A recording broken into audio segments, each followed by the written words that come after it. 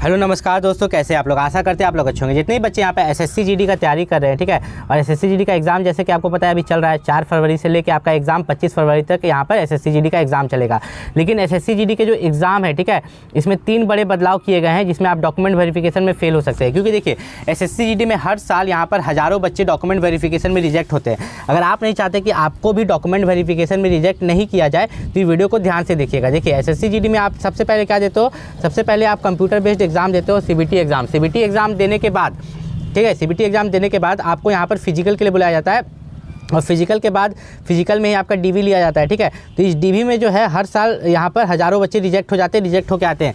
तो आप अगर रिजेक्ट नहीं होना चाहते, ठीक है, आपने एग्जाम दे दिया है, एग्जाम देने वाले हैं, तो इस वीडियो को जरूर देखिएगा और ध्यान से सुनिएगा हर एक पॉइंट को, तो आपको यहाँ पर कोई दिक्कत नहीं होने वाला है। सबसे पहली बात यहाँ पर बात करें तो एसएससी जीडी में यहाँ पर नोटिफिकेशन में ही लिखा हुआ था कि आपका जो 10th का मार्कशीट है, ठीक है, आपका जो 10th का मार्कशीट है उसमें जो आपका नाम है, आपका जो डेट ऑफ बर्थ है, आपके पापा का जो नाम है, ठीक है, आपकी मम्मी का जो नाम है, ठीक है, हर कुछ फॉर्म से मैच करना चाहिए। जब आपने फॉर्म भरा ना तो हर एक डिटेल फॉर्म से मैच करना चाहिए। आप जनरल कैटेगरी से हो, किसी भी कैटेगरी से हो, आपका हर एक डिटेल मैच करना चाहिए। अगर कुछ भी मैच नहीं करता है, ठीक है, अगर कोई भी एक चीज़ मैच नहीं करता है तो आपको डॉक्यूमेंट वेरिफिकेशन में यहाँ पर रिजेक्ट कर दिया जाएगा सीधा, ठीक है। ये तो हो गया। अब उसके बाद अगर हम बात करें यहाँ पे जितने भी बच्चे यहाँ पे ओबीसी कैटेगरी से हैं, एससी कैटेगरी से हैं, एसटी कैटेगरी से हैं और ईडब्ल्यूएस कैटेगरी से हैं, तो उनको साफ साफ ये चीज़ बता दिया गया है कि आपको जो है सेंट्रल लेवल कास्ट सर्टिफिकेट देना है, ठीक है। अब नियम क्या था कि फॉर्म अप्लाई का जो लास्ट डेट था 14 अक्टूबर, ठीक है, उसी समय तक आपके पास जाति प्रमाण पत्र होना चाहिए था जो कि आपका सेंट्रल लेवल कास्ट सर्टिफिकेट है। लेकिन बहुत बच्चों के पास नहीं था तो उन्होंने ओबीसी डाल दिया या एससी एसटी डाल दिया, लेकिन उनके पास यहाँ पर कास्ट सर्टिफिकेट नहीं था। तो अब वो क्या करें, अभी वो बनवा सकते हैं। ध्यान से समझिए।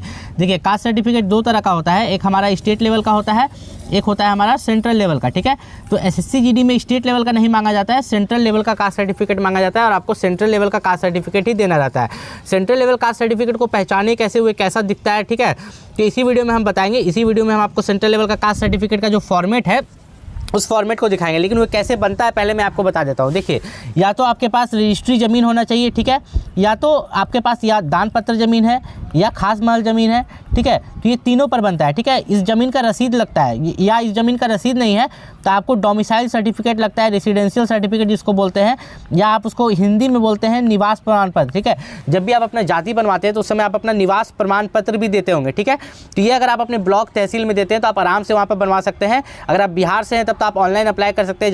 जहाँ ऑनलाइन अप्लाई होता है आप ऑनलाइन अप्लाई कर दीजिए, ठीक है। ये कोई बना के नहीं देता, ये सरकारी वेबसाइट से बनता है। इस चीज़ का ख्याल रखें। कोई अगर इसको बनवाने के लिए पैसा मांगता है तो नहीं देना है आपको। सरकारी वेबसाइट से ऑनलाइन में कम पैसा में आराम से बन जाता है, या आप अपने ब्लॉक या तहसील जाके वहाँ से बनवा सकते हैं। अब यहाँ पर अगर बात करें तो ये आपको बनवाना कब तक है।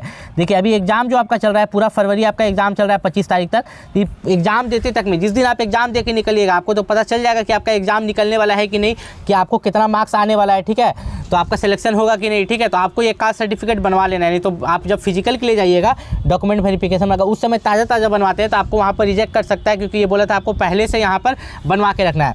वैकेंसी की जैसा आप देख रहे हैं वैकेंसी 39,000 है। कितना? 39,000। पिछली बार भी वैकेंसी कम थी लेकिन उसको इंक्रीज़ किया गया था। तो इस बार भी वैकेंसी आपकी जो है लगभग प्लस 5,000 बढ़ सकती है, जो कि 45,000 से लेकर, ठीक है, 46,000 तक आपकी वैकेंसी हो जाएगी, ठीक है।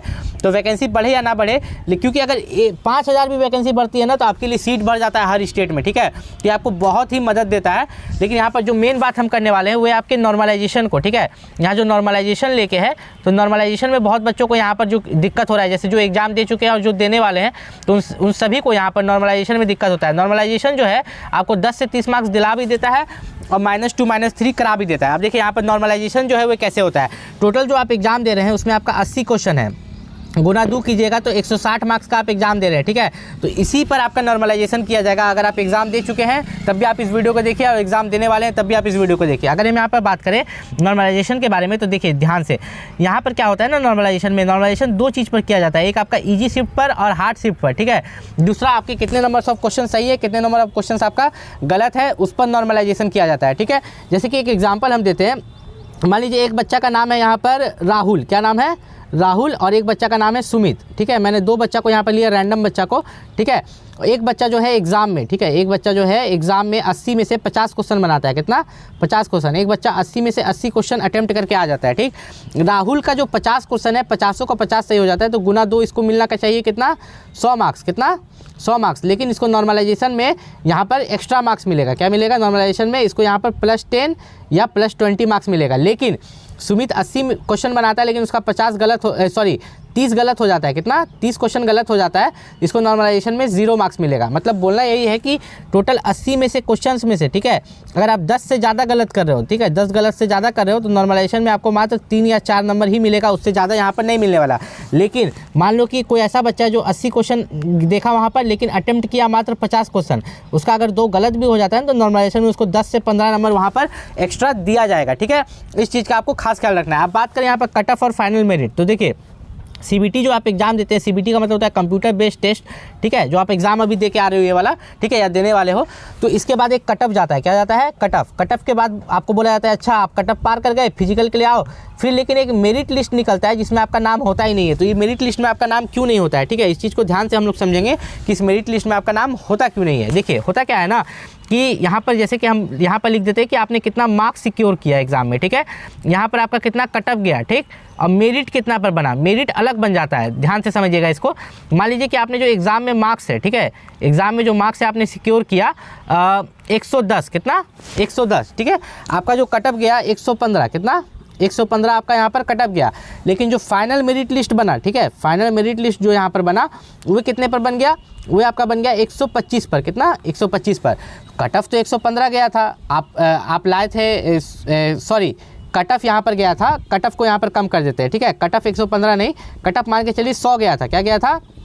100 गया था, आप लाए थे 110, तो आपको फिजिकल के लिए बुलाया गया, ठीक।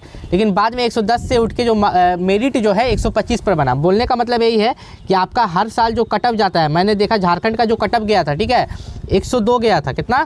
102, ठीक है। फिर बाद में जो मेरिट बना, ठीक है, मेरिट बना वो कितना पर बना? 132, 30 मार्क्स एक्स्ट्रा गया, ठीक है, 30 मार्क्स एक्स्ट्रा, कट ऑफ से 30 मार्क्स एक्स्ट्रा। अब जो बच्चा मान लो कि 110 लाया होगा वो फिजिकल के लिए गया होगा, लेकिन उसका फाइनल मेरिट लिस्ट में, ठीक है, फाइनल मेरिट लिस्ट में उसका यहाँ पर सिलेक्शन नहीं हो पाया।